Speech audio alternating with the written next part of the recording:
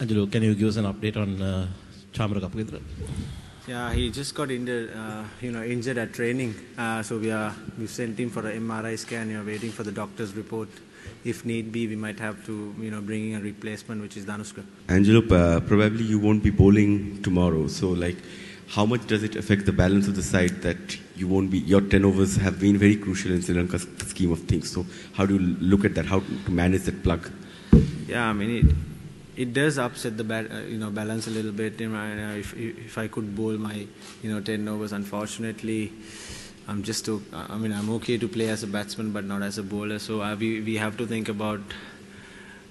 We have to come up with some other plans to try and cope up with the Indian batting lineup. But yes, this is what we've got, and we'll definitely use the resources that we've got at the moment. Sri Lanka is probably rebuilding its team after the retirement of a few really great players. In this group, it seems that Pakistan also is not really at their best. So that probably makes things a little easier for the two other teams, South Africa and India. Yeah, it does. I mean, as I said, at the very first press conference, we are happy to walk in as the underdogs. I mean, no one really expects us to, win the championship, and which takes a lot of pressure out of the guys. I mean, you got to deal with the pressures. We always have pressures when we play as as players, and you just got to deal with it. And we as a team, I mean, yes, we are in the rebuilding phases for the past 1 or 2 years. I mean, yes, we've had so many greats and they've retired, and we are slowly rebuilding. But surely we will come up with a good performance. I mean, we bowled and fielded really well in the South African game. It's just that we didn't click as a batting unit, and it was unfortunate that after the start that we've got, we lost our way in the middle and collapsed. To 240. But yeah, it was very disappointing. But I thought the bowlers and the fielders kept us in the game. It's just that the batting didn't click.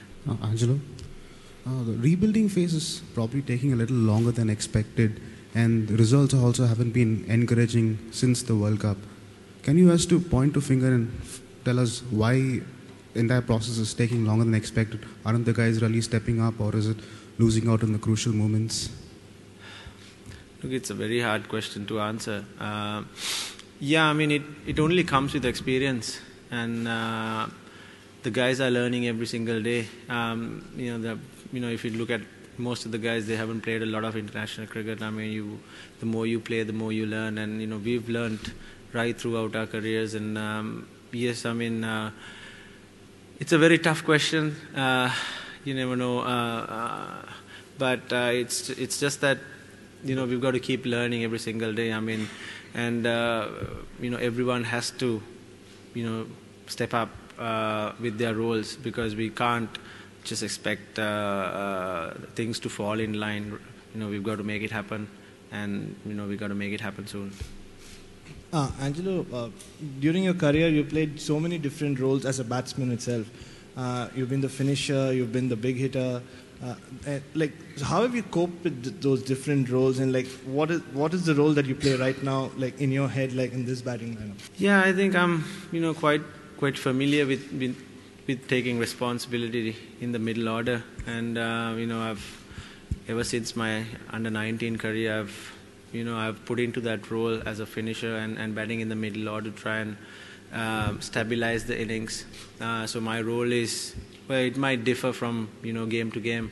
There might be situations which I have to play different to my game, and I think, yeah, I'm as a captain and as a player, I'm learning every single day as well, and those experience will make me a better person and also a better player.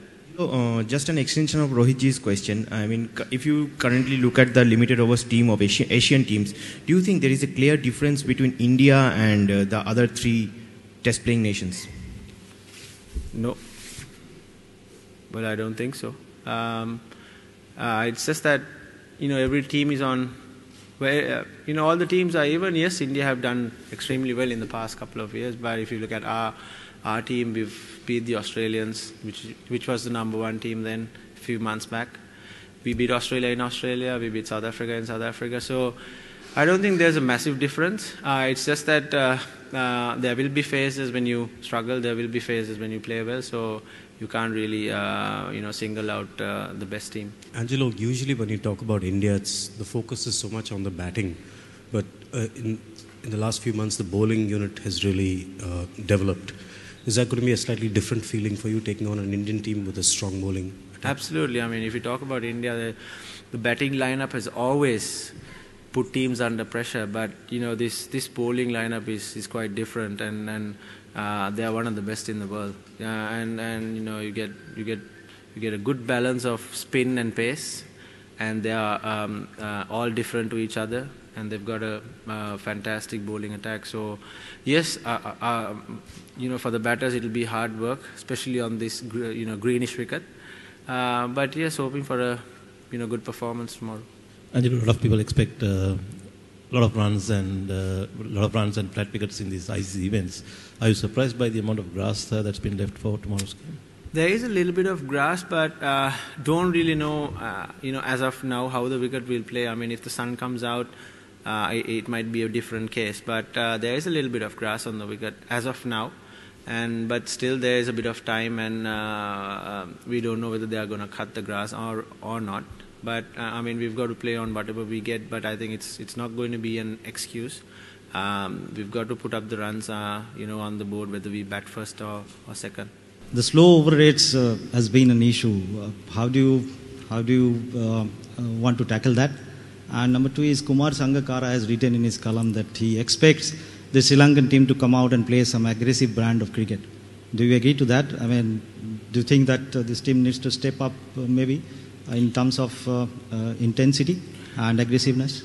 Yes. Well, I think to answer your first question, the over rate was an issue. It was pathetic. I call it pathetic because the whole team and the captain was born 7 times, and there is no excuse at all but to take responsibility on that, because nobody else can take responsibility on it. The whole team is responsible, including the captain, and to feel for the captain, I think it's a very hard job on the field, and he has to look into so many things, tactics, bowling changes, field settings. So the rest of the players have to support him. And you see most of the teams playing with 4 seamers, and they have not had an issue. So we played only 3 and we've had an issue. So that has been addressed, and it will not happen again. And for your second question, yes, I think that is our brand of cricket, being aggressive and positive. I mean, thinking there is no expectations, no real expectations. People will want India to come and thrash us, and it's just that all the pressure is off us, and we just have to go out there, just express ourselves, as Kumar has rightly said. Coming from the legend himself, we've got to go out there and express ourselves, be aggressive. Angelo, this happens to be Surrey's home ground, Oval, in which Kumar Sangakkara has been playing a sterling role for them this season.